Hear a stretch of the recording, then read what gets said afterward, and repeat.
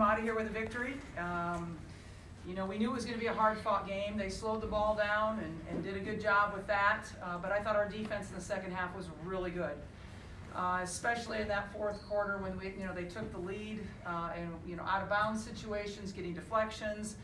At halftime, we talked about three-point defense. They didn't have a single three in the second half. Audie Crooks she's a great player, and she had 4 field goals at half and ended up with 4 field goals. So I thought Sharon Goodman did a really good job on her. I thought Sid went in, played great defense for us, hit some really important free throws. Kate Martin just continues to just do great things for us out on the floor. I mean, she goes 2 for 3 from three-point range, plays great defense, and of course, Caitlin surpassing the 3,000 mark is really special. That is a very hard thing to do, and to do it this early in her senior season is amazing. So huge congratulations to Caitlin on accomplishing that, and just very thankful for her. What do you think was the difference? They took the lead like 55-54, something like that, and then you guys really controlled things thereafter. It was our defensive intensity. I mean, we got forced a couple of turnovers at that point. We got 13 points off of our turnovers. I really think it was that we did a good job with that. We spread things out a little bit when they went to the smaller lineup. And I thought we were able to, get to the rim a little bit. Caitlin got to the rim after that. Just kind of curious, how much do all you guys think just having so much experience, being able to help you navigate through the end of the game maybe played a part in this? I think experience is always a factor, right? And we had more experience than they did. But I do think that, it's an important element. But we lost 40% of our starting lineup from last year. But when you return the best player in the country, it sure helps. Caitlin, if you could have probably scripted 3,000, maybe it would be a Carver Hawkeye, but was this the second best place considering so close to home and a rivalry game to get that milestone? Yeah, absolutely. I think it was a good moment to have this to come, and I'm just proud of our group. I thought we really battled. Obviously, not really a pretty game for us, and I thought our second quarter wasn't the greatest, and we went into halftime and kind of reset our minds. And in the fourth quarter, I thought just our maturity kind of shined through. Kate and Sid come up with some big steals there. Kate cuts her girl for a couple backdoor layups that extend our lead. It's always fun coming to Hilton. I haven't won here yet, so got to give credit to their fans. They were tremendous tonight, and they're loud. They support women's basketball. They make it fun out there as a competitor. So good place for this to come. What's that mean to get that first win here? Whether I'm back in an Iowa uniform next year or not, I'm not going to come back and play here ever again. So this was my last chance to do this, and it feels good. I have a lot of respect for Coach Fenley and how he runs his program and who he is, and he's always been super supportive of myself. And these rivalry games are fun, and we had beat Drake and we had beat UNI, and this was the last one we wanted to cross off our bucket list to be state champions. We take a lot of pride in that every single year, and we just battled. That's all it was, and really just showed the maturity of our group and our experience. Lisa, you probably were hoping to get someone else to score a basket in the third quarter other than Caitlin, but late in the game, Kate gets some baskets. You mentioned, defense and some free throws. Just talk about their ability to step up, even though it wasn't the greatest game, to step up late and make the impact. Yeah, I would never have thought that we would have won the game with only 2 people making threes. That really surprises me, to be quite honest. But Kate always, I count on her to step up for us.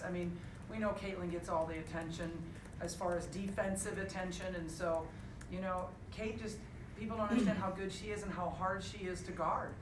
She's explosive off the dribble. She can post you up. She rebounds well. She can knock down the three. In my mind, Kate doesn't get enough credit. Hey, Kate. Yeah.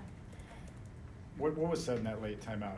Lisa took the timeout. You guys are down 1, 55-54, and seemed like everything calmed down from there.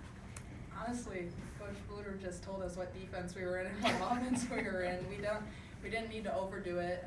We didn't need some spectacular speech. We just needed to take a deep breath. We needed to know that we had each other's backs, and we needed to just stay calm. we've been in situations like this before. We've been in hostile environments before in previous years. I think this was our first, true hostile environment this year, but I think we just needed to know that we had each other's backs and just to stay together in that moment. It wasn't anything crazy, but it helped us calm down and get ready for the rest of the game.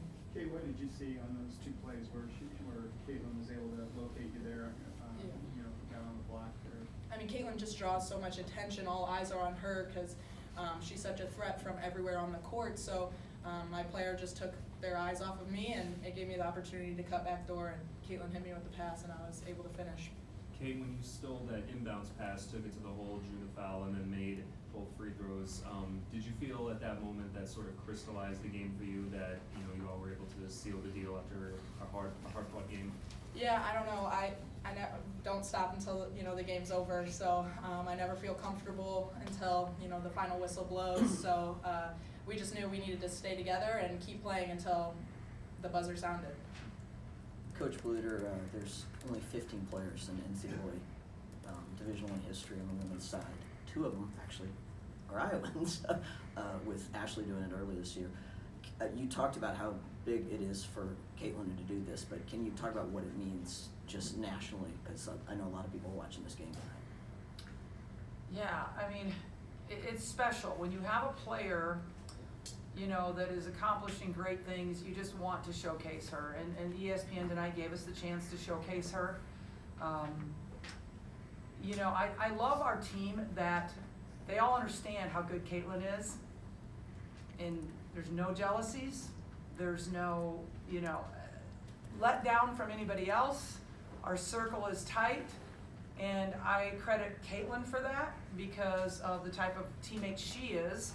But I also credit the rest of our circle, that they understand that, when her light shines, it shines on all of us. It shines on Iowa, the University of Iowa, the state of Iowa, and we're going to enjoy it while we have it. Caitlin, did you know? Did you know in the game when it came to that 3-pointer? I think Gabby hit you in the third quarter. Did you have any idea that was when it was, or? I had no idea, to be honest with you, and I knew obviously I had the opportunity to do that coming into the night because of it being on ESPN and talking to the reporters before, but I honestly didn't know I was going to eclipse 3,000 points until a few days ago. I was watching ESPN, I think it was the South Carolina game, and Debbie started talking about it, and I was like, oh, okay.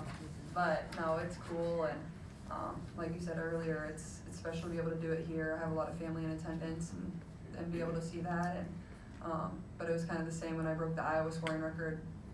We keep playing. We don't celebrate it in a timeout. We don't stop the game. It's not what it's about. As long as we win, probably wouldn't be happy with scoring 3,000 points in a loss. That wouldn't be great. So, no, it didn't really cross my mind. Caitlin,